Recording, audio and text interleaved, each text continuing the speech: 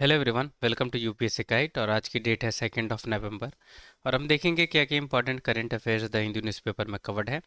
और कल की डेट पे इसलिए न्यूज़ की डिस्कशन मैंने अपलोड नहीं की थी क्योंकि कल द हिंदू न्यूज़पेपर पब्लिश नहीं हुई थी दिवाली की वजह से। तो चलिए आज हम देखते हैं क्या क्या इंपॉर्टेंट टॉपिक्स कवर्ड है द हिंदू में। तो सबसे पहले तो ये आर्टिकल में ही जानकारी हमारे लिए कवर्ड है प्रीलिम्स के लिए, यूपीएससी के लिए। और इससे पहले जो भी पेपर थी यानी पेजेस थी उसमें जानकारी कुछ भी नहीं थी, ठीक है। तो इसमें हम देखेंगे क्या क्या जानकारी है। तो ये एक आर्टिकल आई है एक्सक्लूसिवली नीलगिरी बायोस्फीयर रिजर्व के बारे में कि क्या क्या वहाँ पे डेवलपमेंट हुई हैं, क्या क्या क्या स्टेप्स ली गई हैं उसे कंजर्व करने के लिए। और बेसिक चीज़ें भी मेंशन है कि ये पहली यूनेस्को की डिक्लेयर की गई बायोस्फीयर रिजर्व है कंट्री में। क्या इसकी लेंथ है, कौन कौन सी स्टेट में डिस्ट्रीब्यूटेड है, राइट। और जो वाइल्ड लाइफ प्रोटेक्शन एक्ट की अमेंडमेंट लाई गई थी 2022 में, उसमें उसके वजह से क्या क्या पावर दी गई या क्या क्या डेवलपमेंट हो पाई इस नीलगिरी बायोस्फीयर रिजर्व में या बाकी जो बायोस्फीयर रिजर्व है उसमें। और WWF के बारे में भी इसमें मेंशन थी कि उसके द्वारा क्या क्या इनिशिएटिव उठाई गई हैं ऐसी रिजर्व को प्रोटेक्ट करने के लिए। तो बहुत सारी चीज़ें हैं, हम एक एक करके देखेंगे। तो सबसे पहले तो हमें पता होना चाहिए नीलगिरी बायोस्फीयर रिजर्व के बारे में, क्योंकि ये आर्टिकल एक्सक्लूसिवली इसी के बारे में आई है।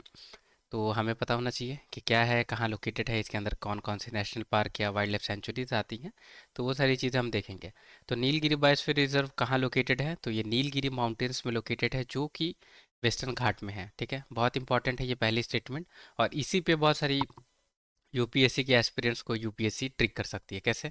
तो सीधी सी आपसे पूछ ली जाएगी कि नीलगिरी बायोस्फीयर रिजर्व लोकेटेड है नीलगिरी माउंटेन्स में, जो कि है वेस्टर्न घाट की जगह पे यहाँ पे ईस्टर्न घाट कर देगी। और बहुत सारे बच्चे क्या करेंगे कि हाँ बस उन्होंने नीलगिरी माउंटेन्स को देखा तो उसे टिक कर दिया कि हाँ यही सेलेक्ट, यही करेक्ट पर्टिकुलर स्टेटमेंट है। जबकि उन्होंने ध्यान नहीं दिया कि ये वेस्टर्न घाट लिखी है या ईस्टर्न घाट है। इसलिए आपको ध्यान से देख कर ही क्वेश्चन सॉल्व करनी पड़ेगी। तो क्या है, ये वेस्टर्न घाट में लोकेटेड है नीलगिरी बायोस्फीयर रिजर्व। अब ये लार्जेस्ट प्रोटेक्टेड फॉरेस्ट एरिया इसके अंदर कवर्ड है इंडिया में, ये आपको पता होना चाहिए। और कौन सी 3 स्टेट्स में ये डिस्ट्रीब्यूटेड है या स्प्रेडेड है नीलगिरी बायोस्फीयर रिजर्व, तो तमिलनाडु, कर्नाटका और केरला। इसके अंदर कौन कौन से प्रोटेक्टेड एरिया है, यानी कौन कौन सी वाइल्ड लाइफ है इसके अंदर या नेशनल पार्क। क्योंकि आपसे यूपीएससी पूछ सकती है कि नीचे दी गई कौन कौन सी नेशनल पार्क आती हैं नीलगिरी बायोस्फीयर रिजर्व के अंदर, या नीचे दी गई कौन कौन सी वाइल्ड लाइफ सेंचुरीज आती है नीलगिरी बायोस्फीयर रिजर्व के अंदर।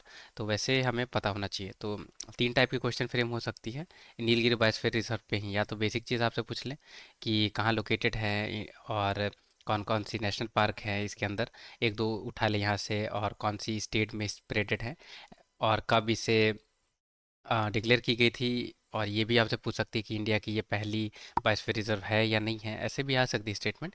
या आपसे पूछ ले कि कौन कौन सी नेशनल पार्क कवर्ड है नीलगिरी बायोस्फीयर रिजर्व के अंदर, या कौन कौन सी वाइल्ड लाइफ सेंचुरीज कवर्ड है। तो ऐसे क्वेश्चन फ्रेम हो सकती है। तो अब हम देखेंगे कौन कौन सी प्रोटेक्टेड एरियाज कवर्ड है। तो नेशनल पार्क में अगर बात की जाए तो Mudumalai national park, Mukurthi national park, ठीक है, और सत्यमंगलम वाइल्ड लाइफ सेंचुरी, ये तीनों है तमिलनाडु में, ठीक है। फिर Nagarhole national park, Bandipur national park, ये दोनों नेशनल पार्क है कर्नाटका स्टेट में। साइलेंट वैली नेशनल पार्क और Aralam wildlife sanctuary, Wayanad wildlife sanctuary और Karimpuzha wildlife sanctuary, ये कहाँ है, तो ये है केरला में। अब नेशनल पार्क को मैं एक बार दोबारा रिपीट करना चाहूँगा। तो मधुमलई और मुकुर्ती नेशनल पार्क ये है तमिलनाडु में। Nagarhole national park, Bandipur national park ये है कर्नाटक में। और साइलेंट वैली नेशनल पार्क ये है केरला में। और वाइल्ड लाइफ सेंचुरी की अगर बात की जाए तो सत्यमंगलम वाइल्ड लाइफ सेंचुरी है तमिलनाडु में। अलारम वाइल्ड लाइफ सेंचुरी और वायनाड वाइल्ड लाइफ सेंचुरी, और एक और जो है करीम पूजा वाइल्ड लाइफ सेंचुरी, ये तीनों है कहाँ, केरला में। तो इतनी, यानी अभी हमने देखा कि टोटल कितनी, तो ये नेशनल पार्क हो गई दो, और दो इधर चार, पाँच पाँच नेशनल पार्क कवर्ड है नीलगिरी बायोस्फीयर रिजर्व के अंदर, ठीक है। और एक, दो, तीन, चार, और चार वाइल्ड लाइफ सेंचुरीज कवर्ड है नीलगिरी बायोस्फीयर रिजर्व में। अब कौन कौन सी आप स्क्रीनशॉट लेके आप इसे याद ज़रूर रखें, क्योंकि ये बहुत ही इंडिया के लिए बहुत ही इम्पोर्टेंट एक बायोस्फीयर रिजर्व है। और सबसे पहले नीलगिरी बायोस्फीयर रिजर्व को ही डिक्लेयर किया गया था एज अ बायोस्फीयर रिजर्व, ठीक है। अब हम और डिटेल से देखेंगे। नीलगिरी, यही चीज़ मेंशन की गई है कि नीलगिरी बायोस्फीयर रिजर्व डिक्लेयर की गई थी 1986 में यूनेस्को की मैन एंड बायोस्फीयर प्रोग्राम के द्वारा। अब हम देखेंगे कौन कौन से बायोस्फीयर रिजर्व इंडिया में हैं और कहाँ कहाँ लोकेटेड हैं। तो total 18 as of now biosphere reserve declare हो चुकी हैं। तो 18 बायोस्फीयर रिजर्व है इंडिया में।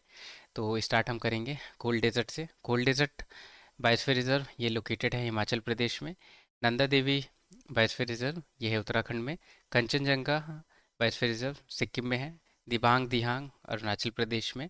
मानस बायोस्फीयर रिजर्व है आसाम में। दिब्रू सिक्वा बायोस्फीयर रिजर्व है आसाम में। नौक्रेक बायोस्फीयर रिजर्व ये है मेघालय में। पन्ना बायोस्फीयर रिजर्व ये है मध्य प्रदेश में। पंचमरी बायोस्फीयर रिजर्व है मध्य प्रदेश में। अमरकंटक बायोस्फीयर रिजर्व है मध्य प्रदेश और छत्तीसगढ़, दो स्टेट में ये है distributed. Kutch biosphere reserve Gujarat में है, लार्जेस्ट एरिया है इसकी। सिमलीपाल बायोस्फीयर रिजर्व उड़ीसा में है। Sundarban biosphere reserve West Bengal. Seshachalam biosphere reserve Andhra Pradesh. Agastya biosphere reserve है, ये तीन स्टेट में है डिस्ट्रीब्यूटेड, कर्नाटका, तमिलनाडु और केरला। और ऐसे ही नीलगिरी बायोस्फीयर रिजर्व है, ये भी तीन स्टेट में डिस्ट्रीब्यूटेड है, तमिलनाडु, कर्नाटका और केरला। ठीक है, आपको पता होना चाहिए कि नीलगिरी पहली बायोस्फीयर रिजर्व डिक्लेयर हुई थी और अगस्त मलई नीलगिरी दोनों जो बायोस्फीयर रिजर्व है ये तीन स्टेट में डिस्ट्रीब्यूटेड है, कर्नाटका, तमिलनाडु और Kerala. Gulf of Mannar biosphere reserve ये है तमिलनाडु में।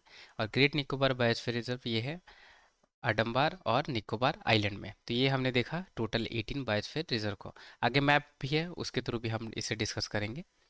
तो पन्ना बायोस्फीयर रिजर्व ये मध्य प्रदेश में है और ये सबसे लेटेस्ट ऐड की गई है बायोस्फीयर रिजर्व की लिस्ट में। आई गेस 2020 में इसे डिक्लेयर किया गया था। और उससे पहले किसे डिक्लेयर किया गया था, तो कंचनजंगा बायोस्फीयर रिजर्व जो कि है सिक्किम में, इसे डिक्लेयर किया गया था 2018 में। अब हम देखेंगे मैप में कौन कौन से बायोस्फीयर रिजर्व कहाँ कहाँ लोकेटेड है। तो कोल्ड डेजर्ट ये है हिमाचल प्रदेश में। उत्तराखंड में है नंदा देवी। कंचनजंगा बायोस्फीयर रिजर्व सिक्किम में है। दिब्रू सिखवा, ठीक है, मानस हो गए, ये दोनों हैं कहाँ लोकेटेड, तो असम में। दिबांग दिहांग दिबांग बायोस्फीयर रिजर्व ये है अरुणाचल प्रदेश में। मेघालय में है नुकरेक। सुंदरबन वेस्ट बंगाल, ठीक है। और पन्ना और पचमढ़ी बायोस्फीयर रिजर्व ये कहाँ लोकेटेड है, तो ये लोकेटेड है मध्य प्रदेश में। कच्छ बायोस्फीयर रिजर्व ये है गुजरात में। और अमरकंटक बायोस्फीयर रिजर्व ये दो स्टेट में डिस्ट्रीब्यूटेड है, मध्य प्रदेश और छत्तीसगढ़ में। शेषाचलम बायोस्फीयर रिजर्व ये है आंध्र प्रदेश में। नीलगिरी बायोस्फीयर रिजर्व तीन स्टेट में है, ठीक है, कर्नाटका, केरला और तमिलनाडु।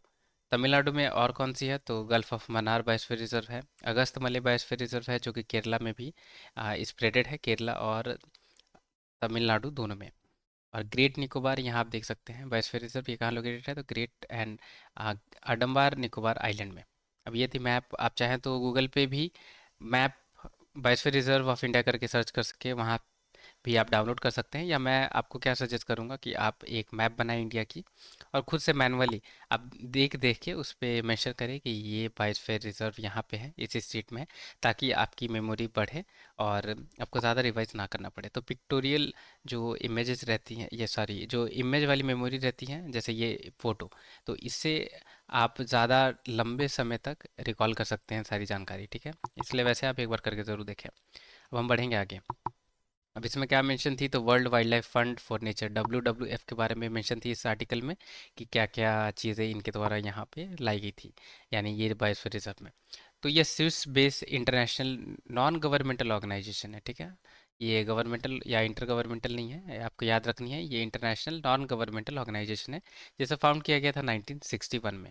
काम क्या करते हैं, तो प्रिजर्व करने की कोशिश की जाती है और जो भी ह्यूमन की इम्पैक्ट हो रही है इन्वायरमेंट पे, उसे कम करने की WWF के द्वारा कोशिश की जाती है। अब ये वर्ल्ड की लार्जेस्ट कंजर्वेशन ऑर्गेनाइजेशन है, आपको याद रखनी होगी ये स्टेटमेंट, डायरेक्टली पूछी जा सकती है आपसे। तो यहाँ आप देख सकते हैं कि 5 मिलियन सपोर्टर्स हैं वर्ल्ड वाइड इस पर्टिकुलर ऑर्गेनाइजेशन के। और 100 कंट्रीज से भी ज़्यादा कंट्रीज़ के साथ ये वर्क करती है। और 300 कंजर्वेशन और इन्वायरमेंटल प्रोजेक्ट भी इसकी हैं। तो आप देख सकते हैं कितनी बड़ी ये ऑर्गेनाइजेशन है। हेडक्वार्टर्स कहाँ WWF की लोकेटेड है, तो ग्लैंड स्विट्ज़रलैंड में। और एक बहुत इंपॉर्टेंट रिपोर्ट है इसके द्वारा पब्लिश की जाती है, द लिविंग प्लैनेट रिपोर्ट। ये हर 2 साल पे ये पब्लिश की जाती है WWF के द्वारा, 1998 से ये पब्लिश हो रही है। अब ये कब से हो रही है ये सब ज़रूरत नहीं है हमें समझना या याद रखना, बस हमें ये पता होना चाहिए कि the living planet report WWF के द्वारा पब्लिश की जाती है। अब आपको पता होगा कि रिपोर्ट, इंडेक्स या आउटलुक वगैरह यूपीएससी हर साल पूछती है, राइट। हालांकि 2024 में यूपीएससी ने नहीं पूछा, पर हर ईयर पूछती है। और ये WWF यहाँ मेंशन थी, इसलिए ये मैंने पर्टिकुलर स्टेटमेंट, ये रिपोर्ट यहाँ पे मेंशन की है, ताकि आपको पता हो सके या पता चल पाए कि लिविंग प्लैनेट रिपोर्ट जो पब्लिश की जाती है वो WWF के द्वारा पब्लिश की जा सकती है, कब पब्लिश की जाती है। अब इस आर्टिकल से कैसे क्वेश्चन फ्रेम होगी, आप थोड़ा जो लॉजिकल एबिलिटीज़ है वो आप अपनी बढ़ा सकते हैं, अभी मैं बताऊंगा वैसे। तो नीलगिरी के बारे में, बायोस्फीयर रिजर्व के बारे में मेंशन है, ठीक है। तो या तो आपसे नीलगिरी बायोस्फीयर रिजर्व के बारे में पूछ लें, ठीक है। WWF के बारे में मेंशन है, या तो WWF के बारे में आपसे पूछ लें, या उससे वो जो रिपोर्ट रिलीज करती है लिविंग प्लैनेट, अभी हमने जस्ट देखा यहाँ पे, 1 मिनट, ये अभी हमने देखा कि द लिविंग प्लैनेट रिपोर्ट, ठीक है। ये रिपोर्ट के बारे में या तो यूपीएससी आपसे पूछ ले, क्योंकि हर साल पूछती है, ठीक है। या आपसे पूछ ले इंडिया में बायोस्फीयर रिजर्व की लोकेशन, ठीक है। बायोस्फीयर रिजर्व और कौन सी स्टेट में लोकेटेड है, ऐसे पूछ ले आपसे। या आपसे पूछ ले कि नीलगिरी बायोस्फीयर रिजर्व के अंदर कौन कौन सी नेशनल पार्क कवर्ड है, या कौन सी वाइल्ड लाइफ सेंचुरीज कवर्ड है इसके अंदर, ठीक है। या बेसिक नीलगिरी बायोस्फीयर रिजर्व के बारे में ही आपसे पूछ ले कि ये कहाँ लोकेटेड है, कौन सी स्टेट में डिस्ट्रीब्यूटेड है, कौन कौन सी नेशनल पार्क इसके अंदर कवर्ड है, राइट। इंडिया की ये पहली बायोस्फीयर रिजर्व थी या नहीं थी, ये सारी चीज़ें आपसे पूछ लेते। ये पर्टिकुलर आर्टिकल की वजह से इतनी सारी चीज़ें हमें समझना होगा, और इस पर्टिकुलर ऐसी ऐसी डायमेंशन से यूपीएससी आपसे क्वेश्चन पूछ सकती है। अब हम बढ़ेंगे आगे। अब दूसरी आर्टिकल ये कवर्ड है UNFCCC के बारे में, कि इसकी कॉन्फ्रेंस ऑफ पार्टी 29th अभी होने वाली है, ठीक है। 11 नवंबर से स्टार्ट होगी बाकू अजरबैजान में। तो इसमें मेंशन है एक पर्टिकुलर स्कीम, उसे हम देखेंगे। और क्या क्या चेंजेस पर्टिकुलर लाई गई हैं अभी इन 20 सालों में, ये सारी, हाँ, जो भी डेवलपमेंट हुई है उसके बारे में बेसिकली इसमें मेंशन की गई है। और इंडिया की तरफ से क्या क्या स्टेप ली गई है वो सारी मेंशन की गई हैं। तो दो चीज़ मेंशन की गई है, एक तो गोवर्धन स्कीम के बारे में मेंशन की गई है, कि कैसे इंडिया मीथेन को कम कर सकती है, ठीक है। और UNFCCC की जो भी टारगेट्स हैं, या टारगेट्स तो नहीं है, जो भी इसके अंदर डिक्लेयर हुई है कि इंडिया को स्टेप लेनी होगी क्लाइमेट चेंज को कम की, जो इम्पैक्ट है उसे कम करने की, या तो जो भी ग्रीन हाउस गैसेस एमिशन है उसे कम करने की, वो सारी चीज़ें में क्या क्या इंडिया ने स्टेप ली है वही सारी मेंशन की गई है। जैसे कि national mission for sustainable agriculture लाई गई थी इंडिया के द्वारा, या national live livestock mission लाई गई थी, राइट। गोवर्धन स्कीम्स वगैरह लाई गई थी। तो ये सब मेंशन है इसमें। हम देखेंगे थोड़ी बेसिक जानकारी UNFCCC के बारे में, और कौन कौन सी कन्वेंशन हुई थी उसे हम देखेंगे। और ये जो गोवर्धन स्कीम है इसके बारे में हम देखेंगे। तो सबसे पहले तो हमें पता होना चाहिए कि कौन सी कॉन्फ्रेंस ऑफ पार्टी यानी कॉप अभी इंडिया में होने वाली है, इंडिया में नहीं होने वाली, यानी 2024 में होने वाली है। तो UNFCCC की हर साल मीटिंग होती है, ठीक है, कि क्या क्या वो डेवलपमेंट करना चाहती हैं या क्या क्या डेवलपमेंट हो रही हैं, उसे ही कॉन्फ्रेंस ऑफ पार्टी कहा गया है, ठीक है। अब शॉर्ट फॉर्म है इसकी कॉप। तो 28 जो कॉन्फ्रेंस ऑफ पार्टी पिछले ईयर यानी 2023 में हुई थी, वो हुई थी दुबई में। और 2024 यानी इसी ईयर, ये बाकू अजरबैजान कंट्री है, वहाँ ये होगी, और ये 29th रहेगी। तो सबसे पहले तो यही स्टेटमेंट आपसे यूपीएससी पूछ सकती है क्वेश्चन में, कि अभी 2024 में UNFCCC की कौन सी कॉन्फ्रेंस ऑफ पार्टी हुई थी या कहाँ पे हुई थी। तो वैसे आपसे पूछ सकती है यूपीएससी, इसलिए ये मैंने यहाँ मेंशन किया है। तो ज़रूर यहाँ पे ध्यान रखिए कि 29th अभी हुई है, नवंबर में हुई, यानी 2024 में हुई, और बाकू अजरबैजान में ये हुई थी। अब हम UNFCCC के बारे में समझेंगे, उससे पहले तो हमें इसकी ऑरिजिन समझना होगा। तो United Nation conference on environment and development, ये एक कॉन्फ्रेंस सारी कंट्रीज़ ने मिल के ऑर्गेनाइज की थी, जिसे हम कहते हैं अर्थ समिट। तो ये अर्थ समिट हुई 1992 में, कहाँ हुई थी, तो रियो डी जिनेरियो में ये हुई थी। और यहाँ पे सारी कंट्रीज़ ने मिल के 3 कन्वेंशन पेश किया था। अब कौन कौन से ये कन्वेंशन, तो क्लाइमेट चेंज पे कन्वेंशन लाया गया, जिसे हम UNFCCC के नाम से जानते हैं, यानी United nation framework convention on climate change. दूसरी चीज़ बायोडाइवर्सिटी को प्रोटेक्ट करने के लिए लाया गया, जिसे हम कन्वेंशन ऑन बायोलॉजिकल डाइवर्सिटी कहते हैं। और तीसरी चीज़ सस्टेनेबल डेवलपमेंट, ये कैसे सस्टेनेबल डेवलपमेंट या सस्टेनेबली तरीके से रिसोर्सेज वगैरह यूज़ किया जा सके, उसके लिए सस्टेनेबल डेवलपमेंट लाई गई। तो ये तीन चीज़ें पेश की गई। अब इन्हीं तीन चीज़ों में से, कन्वेंशन में से एक कन्वेंशन है क्लाइमेट चेंज के लिए, जिसे हम यूएनएफ ट्रिपल सी के नाम से जानते हैं। अब हम इसके बारे में देखेंगे। तो United nation framework convention on climate change, ये एक इंटरनेशनल ट्रीटी है जो कंट्रीज ने मिल के और इसे लाई है। क्यों लाई है? ताकि ह्यूमन की जो इंटरफेरेंस है क्लाइमेट सिस्टम में, राइट, क्लाइमेट में, उसे कॉम्बैट किया जा सके। और ये ट्रीटी कब इन्फोर्स हुई, कब ये एंटर की, फोर्स कब हुई इसकी? तो इन्फोर्स हुई है 1994 में। और भी हम चीज़ें देखेंगे। तो मेन एम क्या है United nation framework convention on climate change की? कि जो भी ग्रीन हाउस गैसेस जो अभी इंक्रीज हो रही है एटमॉस्फेयर में, उसे लिमिट करना। ठीक है, लिमिट क्यों करना? ताकि अगर ये ज़्यादा बढ़ेगी तो क्लाइमेट चेंज होगी, क्लाइमेट चेंज होगी तो जो बायोडाइवर्सिटी है और ह्यूमन की जो लाइफ है, ठीक है, और इन्वायरमेंट, ये तीनों इम्पैक्ट होगी इसके वजह से, राइट। तो इसीलिए इसे ग्रीन हाउस गैसेस को लिमिट करने के लिए यूएनएफ ट्रिपल सी को लाया गया था। अब यूएनएफ ट्रिपल सी में कुछ प्रोटोकॉल्स लाई गई थी, ठीक है, कुछ एग्रीमेंट्स भी लाई गई थी। तो काइटो प्रोटोकॉल लाई गई थी, ठीक है, 1997 में इसे साइन किया गया था।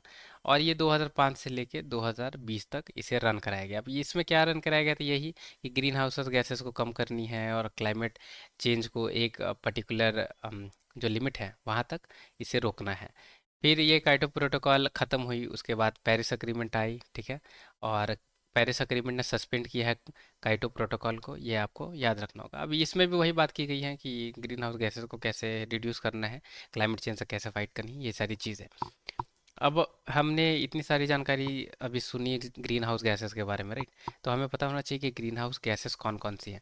क्योंकि यूपीएससी या तो आपसे यूएनएफ ट्रिपल सी के बारे में पूछेगी, ठीक है, या तो आपसे सीधा सीधा पूछ लेगी कि ग्रीन हाउस गैसेस नीचे दी गई कौन कौन सी जो गैसेस हैं उन्हें कंसिडर किया जाता है द ग्रीन हाउस गैसेस, ठीक है। तो water vapour, carbon dioxide, nitrous oxide, methane, ozone, chlorofluorocarbons, hydrofluorocarbons, perfluorocarbons और सल्फर हेक्साफ्लोराइड। तो ये है ग्रीन हाउस गैसेस जो हमें पता होना चाहिए। कोई भी एग्ज़ाम की अगर बात की जाए तो ये तो बेसिक चीज़ है, पता होना चाहिए, राइट। और यूपीएससी बेसिक ही पूछती है, तो चांसेस है इस पे ही डायरेक्टली पूछ ले। तो आप इसे स्क्रीनशॉट लेके रखें, तो ये बहुत इंपॉर्टेंट है, आपको पता होना चाहिए। डायरेक्टली इनडायरेक्टली क्वेश्चन फ्रेम होती है। अब हम देखेंगे गोबर स्कीम के बारे में, ये मेंशन है इसमें। तो galvanising organic bio agro resources scheme, इसकी फुल फॉर्म है, ठीक है, शॉर्ट फॉर्म है गोवर्धन। ये लॉन्च की गई थी मिनिस्ट्री ऑफ जल शक्ति और department of drinking water and sanitation के द्वारा। अब ये स्कीम इम्प्लीमेंट की जा रही है स्वच्छ भारत मिशन ग्रामीण, इसी के अंदर गोवर्धन स्कीम को इम्प्लीमेंट की जा रही है। और ये लॉन्च कब हुई थी? तो ये लॉन्च हुई थी 2018 में। अब इसकी क्या एम है? तो एम यही है कि फार्मर्स की इनकम बढ़ानी है, बायोडिग्रेडेबल वेस्ट को कन्वर्ट करनी है, किसमें? तो कंप्रेस्ड बायोगैस में, ठीक है। और ये और क्या एम है कि एंटरप्रेन्योर्स बढ़ेंगी, इसके वजह से सीएनजी प्लांट्स भी बढ़ेगी रूरल एरियाज में, और विलेज साफ सुथरी होगी, राइट। और जो भी कैटल की जो वेस्ट है, उस जो ऑर्गेनिक वेस्ट है उसे हम जनरेट कर सकते, उससे हम जनरेट कर सकते हैं वेल्थ और एनर्जी, ये इसकी एम है। और रूरल में लाइवलीहुड यानी जॉब्स वगैरह प्रोवाइड करने की कोशिश की जा रही है और इनकम वगैरह बढ़ाने की कोशिश की जा रही है गोवर्धन स्कीम में। ये तो बेसिक जानकारी है, ये तो आपको पता होना चाहिए इसके बारे में, या अभी मैंने बता दी तो ये क्लियर हो गई होगी, राइट। सिंपल सी बात यही बस समझनी है कि लाइवलीहुड प्रोवाइड करने की कोशिश की जा रही है और बायोडिग्रेडेबल वेस्ट को बायोगैस में बनाने की कोशिश की जा रही है, ठीक है।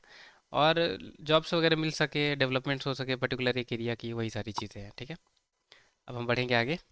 ये पर्टिकुलर न्यूज़ है जहाँ पे बांधवगढ़ बांधवगढ़ टाइगर रिजर्व के बारे में बात की गई थी। क्योंकि कुछ एक दो दिन पहले ही हमने डिस्कस किया हुआ था कि एलिफेंट की वहाँ पे डेथ हो गई थी, राइट, ये पर्टिकुलर टाइगर रिजर्व में। तो उसी पे अभी रिपोर्ट तो अभी तक आई नहीं है, इसलिए ये पर्टिकुलर आई थी न्यूज़। तो अब हम देखेंगे बांधवगढ़ टाइगर रिजर्व के बारे में। तो ये है कहाँ पे? तो ये मध्य प्रदेश में है। एक तो ये टाइगर रिजर्व अभी न्यूज़ में है, इससे पहले दो और न्यूज़ में थी, कौन कौन सी? तो सिमलीपाल टाइगर रिजर्व जो कि उड़ीसा में है, और Tadoba Andhari biosphere reserve, sorry tiger reserve जो है महाराष्ट्र में, ठीक है। तो ये 3 टाइगर रिजर्व अभी न्यूज़ में आ चुकी हैं, तीनों हमें पता होना चाहिए क्योंकि मैच द फॉलोइंग में यूपीएससी आपसे पूछ सकती है। क्योंकि बहुत सारी टाइगर रिजर्व है, सब हम याद नहीं कर सकते, हम बस वही याद करेंगे जो न्यूज़ में है और जो कि द हिंदू में कवर्ड है। तो उसी चीज़ पे आप फोकस करेंगे तो ज़्यादा अच्छा होगा, क्योंकि इतनी सारी टाइगर रिजर्व आप याद भी नहीं रख पाएंगे, राइट। और बहुत सारी हैं क्योंकि। तो हम देखेंगे एलिफेंट्स के बारे में थोड़ी सी बहुत जानकारी। तो एलिफेंट्स अभी 3 रिकग्नाइज स्पीसीज, अभी तक 3 स्पीसीज को रिकग्नाइज किया गया है, African Bush elephant, African forest elephant और एशियन या एशियाटिक या इंडियन एलिफेंट्स। तो अफ्रीकन बुश एलिफेंट और एशियन एलिफेंट्स याद रखनी है, ये दोनों हैं इंडेंजर्ड आईयूसीएन स्टेटस के, आईयूसीएन रेड लिस्ट के हिसाब से। और अफ्रीकन फॉरेस्ट, ये फॉरेस्ट से याद आप रखेंगे कि ये फॉरेस्ट है मेंशन, यानी जंगली, तो जंगली क्या है, तो क्रिटिकली एंडेंजर्ड है, ठीक है। तो तीन सारी जो एलिफेंट की स्पीसीज हैं ये क्रिटिकली एंडेंजर्ड नहीं है या एंडेंजर्ड नहीं है। एक इंडेंजर्ड है, सॉरी, 2 इंडेंजर्ड है, अफ्रीकन बुश एलिफेंट और एशियन एशियन एलिफेंट। और अफ्रीकन फॉरेस्ट एलिफेंट ये क्या है, क्रिटिकली एंडेंजर्ड। अब हम देखेंगे एशियाटिक एलिफेंट या एशियन एलिफेंट या इंडियन एलिफेंट्स के बारे में। तो ये कहाँ डिस्ट्रीब्यूटेड है, तो इंडियन सब कॉन्टिनेंट और साउथ ईस्ट एशिया में ये पाई जाती हैं। स्किन जो रहती है एशियाटिक एलिफेंट्स की वो स्मूदर रहती है अफ्रीकन एलिफेंट्स के मुकाबले। और सेकेंड लार्जेस्ट स्पीसीज है एलिफेंट की, अगर बात की जाए अफ्रीकन बुश एलिफेंट के बाद, तो सबसे बड़ी हो गई अफ्रीकन बुश एलिफेंट, ठीक है, साइज के हिसाब से। उसके बाद आ जाएंगी एशियाटिक एलिफेंट्स, उसके बाद है अफ्रीकन फॉरेस्ट एलिफेंट, ठीक है। साइड्स में अपेंडिक्स 1 में है एशियाटिक एलिफेंट्स यानी एशियन एलिफेंट्स, ये ध्यान में रखना है। अब हम बढ़ेंगे आगे। ये पर्टिकुलर एक न्यूज़ आई है जहाँ पे ये बताई गई है कि इंडिया ने 19 सॉरी, यूनाइटेड नेशन ने 19 इंडियन की एंटिटीज़ पे सैंक्शन लगाया हुआ है, उसके बारे में बात की गई थी। अब वो उतनी इंपॉर्टेंट नहीं है हमारी प्रीलिम्स के लिए, पर इसमें एक चीज़ मेंशन की गई है, एक पार्टनरशिप दोनों कंट्री के बीच में हुई थी, यूनाइटेड स्टेट्स और इंडिया के बीच में, उसके बारे में हम देखेंगे। क्योंकि यूपीएससी आपसे पूछ सकती है कि ये पर्टिकुलर देखी गई थी न्यूज़ में, कौन कौन से कंट्री के बीच में ये चीज़ साइन की गई है, ठीक है। तो initiative on critical and emergency technology, तो आईसेट, ठीक है। आईसेट ये एक अग्रीमेंट है जो यूनाइटेड स्टेट और इंडिया दोनों के साथ ये की गई है। अभी इस चीज़ में क्या किया जाएगा, तो जो भी टेक्नोलॉजी है उस पे वर्क दोनों कंट्री करेगी और उसे डेवलप करेगी, ठीक है। कोई सी भी टेक्नोलॉजी हो, ज़रूरी नहीं है कि वो डिफेंस में ही हो। तो ये पर्टिकुलर आपको पता होना चाहिए कि आईसेट ये यूनाइटेड नेशन और इंडिया के बीच में हुई थी ये particular agreement, initiative on critical emergency technology ICET agreement. कौन सी पर्टिकुलर 2 कंट्री के बीच में हुई है, वैसे करके यूपीएससी आपसे पूछ सकती है। वैसे भी यूनाइटेड स्टेट्स इंडिया के लिए बहुत इंपॉर्टेंट कंट्री है, राइट। तो इसे ध्यान देना होगा। अब हम बढ़ेंगे आगे। अब ये पर्टिकुलर एक न्यूज़ आई है जहाँ पे बात की गई है कि इंडिया 80 सॉरी 81,664 करोड़ अभी स्पेंड करेगी 2025 से लेकर 2023 तक। किसे कंजर्व करने के लिए, तो बायोडाइवर्सिटी को कंजर्व करने के लिए, ठीक है। और इसमें मेंशन है कन्वेंशन ऑन बायोलॉजिकल डाइवर्सिटी, तो इसके बारे में हम देखेंगे। और एक दो इसमें फ्रेमवर्क्स मेंशन है, उसे हम देखेंगे जो कि प्रीलिम्स के लिए इंपॉर्टेंट रहेगी। तो सबसे पहले वही ओरिजिन हम देखेंगे, बेसिक चीज़ें देखेंगे। तो United Nation conference on environment and development, UNACD, इसे कहा जाता है अर्थ समिट। तो अर्थ समिट 1992 में हेल्ड हुई थी, लाइक इसे किया गया था, इस समिट को ऑर्गेनाइज किया गया था रियो डी जेनेरियो में। वहाँ 3 कन्वेंशंस लाई गई थी कंट्रीज़ के द्वारा मिलके। क्लाइमेट चेंज पे लाई गई थी कन्वेंशन, बायोडाइवर्सिटी पे कन्वेंशन लाई गई थी और सस्टेनेबल डेवलपमेंट पे कन्वेंशन लाई गई थी।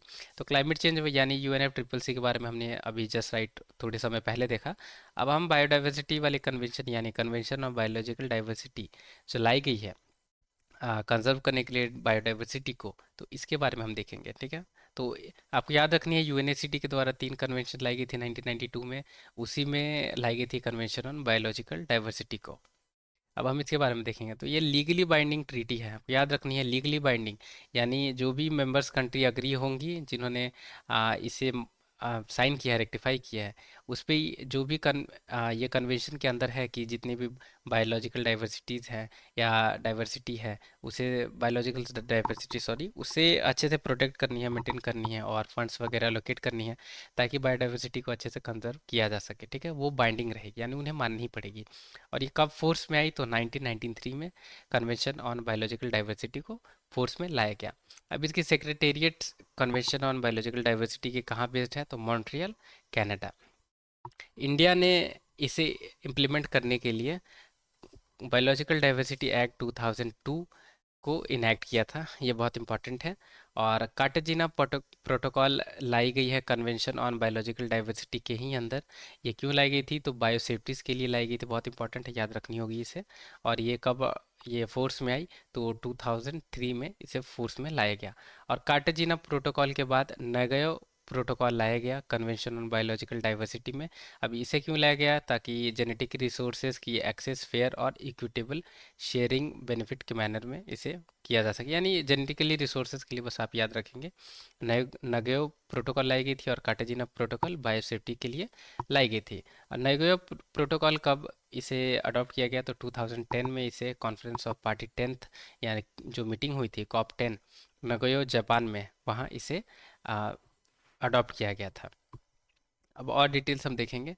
अब convention on biological diversity cover करती है सारी स्पीसीज, ठीक है, यहाँ पे आपको ध्यान देने की, सारी स्पीसीज कवर करती है, इकोसिस्टम कवर करती है, और जेनेटिक रिसोर्सेज कवर करती है।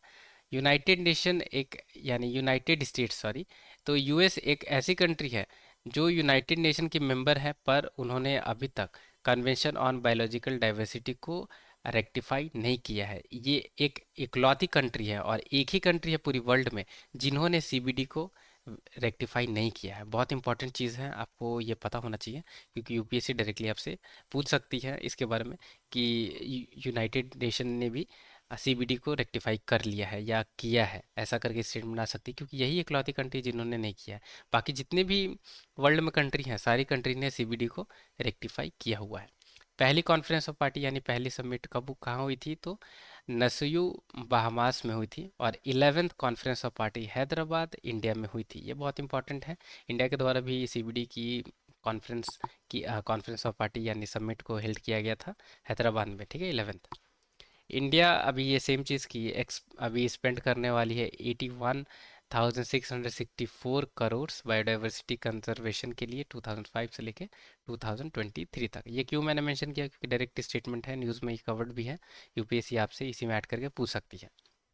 अभी 16th conference of party United nation convention of biological diversity की अभी ये हो रही है, ठीक है, जो कैली कोलंबिया में, कैली जो सॉरी, ये जो प्लेस है, सॉरी, ये जो पर्टिकुलर कैली स्टेट है कोलंबिया की, वहाँ ये कन्वेंशन ऑन बायोलॉजिकल डाइवर्सिटी की 16th कॉन्फ्रेंस ऑफ पार्टी हो रही है। ये आपको याद रखनी होगी, बहुत इंपॉर्टेंट है, ठीक है, क्योंकि अगर 2025 में यूपीएससी पूछती है तो आपसे एक जनरल स्टेटमेंट पूछ सकती है कि 16th कॉन्फ्रेंस ऑफ पार्टी को या तो ये चेंज करके 17, 18, 19, 20 कुछ भी कर सकती है, कि या 16th ही मेंशन कर सकती है कि conference of party Cali Colombia में हेल्ड हुई थी, ठीक है, ऐसे स्टेटमेंट आ सकती है। अब Kunming Montreal global biodiversity framework की बात की गई थी आर्टिकल में, तो ये क्यों लाई गई है? तो ये इसलिए लाई गई है कि बायोडाइवर्सिटी को रिजर्व किया जा सके, ठीक है, और बायोडाइवर्सिटी जो लॉसेस हो रही हैं उसे रोका जा सके 2030 तक। इसलिए Kunming Montreal global biodiversity framework convention on biological diversity के अंदर ही अडॉप्ट की गई थी, आपको याद रखनी है। 15 जो कॉन्फ्रेंस ऑफ पार्टी हुई थी यानी COP15 हुई थी कन्वेंशन ऑन बायोलॉजिकल डाइवर्सिटी की 2022 में, ठीक है, वहीं इसे अडॉप्ट किया गया है कन्मिंग मॉन्ट्रियल ग्लोबल बायोडाइवर्सिटी फ्रेमवर्क को। अब ये क्यों लाई गई है? ये इसलिए लाई गई है कि बायोडाइवर्सिटी की जो लॉसेस है उसे रोका जा सके 2030 तक। तो ये इंपॉर्टेंट है मेंशन इसमें, आपसे पूछ सकती है डायरेक्टली यूपीएससी की कन्मिंग मॉन्ट्रियल ग्लोबल बायोडाइवर्सिटी फ्रेमवर्क ये किस चीज़ के लिए इस फ्रेमवर्क लाई गई है, ठीक है, या रिसेंटली न्यूज़ में देखी गई है, इसकी क्या मेन गोल्स हैं, या कौन सी ये पर्टिकुलर क्या कहते हैं कन्वेंशंस के द्वारा इसे लाया गया है। क्या इसे UNFCCC के लाए के तहत इसे लाया गया है, या इसे पेरिस अग्रीमेंट के तहत लाया गया है, या इसे सस्टेनेबल डेवलपमेंट कन्वेंशन के तहत लाया गया है, या इसे कन्वेंशन ऑन बायोलॉजिकल डाइवर्सिटी के तहत लाया गया है? ऐसे भी क्वेश्चन फ्रेम हो सकती है, तो इस पे आपको ध्यान देनी होगी। तो यही सारी जानकारी आज कवर्ड है द हिंदू न्यूज़पेपर में, और बहुत सारी जानकारी कवर्ड है, और उम्मीद करूंगा कि आपने बहुत चीज़ सीखा होगा इस पर्टिकुलर वीडियो से, राइट। तो वीडियो ज़रूर लाइक करें, क्योंकि लाइक तो बनती है आज की इस वीडियो में, क्योंकि बहुत सारी जानकारी हमने देखी, राइट। चैनल पर नए हैं या अभी तक सब्सक्राइब नहीं किया है तो चैनल ज़रूर सब्सक्राइब करें। टिल द टाइम के लिए टेक केयर। अब मिलते हैं कल की न्यूज़ डिस्कशन में। Have a great day ahead.